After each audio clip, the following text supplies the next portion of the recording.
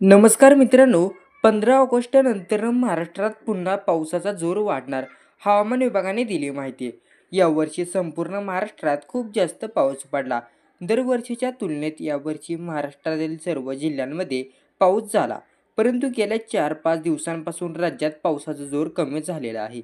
यावर्षी पाऊस देखील चांगला पडल्याने अनेक नद्यांमध्ये, धरणांमध्ये पाणी साठ्यात देखील वाढ झालेली आहे. हवामान विभाग देखील पावसाबद्दल, त्याबद्दल धरणांच्या पाणी पातळीबद्दल नेहमीच माहिती देत असतात. हवामान विभागाने दिलेल्या माहितीनुसार राज्यात आतापर्यंत 29% जास्त पाऊस झालेला आहे.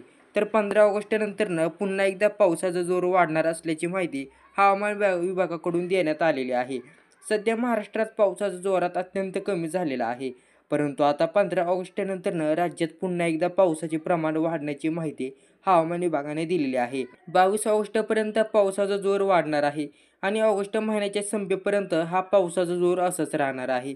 हवामान विभागाच्या दिलेल्या माहितीनुसार आज महाराष्ट्रात पाऊस पडण्याची शक्यता नाही, परंतु अनेक ठिकाणी ढगाळ वातावरण असणार आहे. यावर्षी समाधानकारक पाऊस पडल्याने पाणीसाठ्यात देखील मोठ्या प्रमाणात वाढ झाली आहे.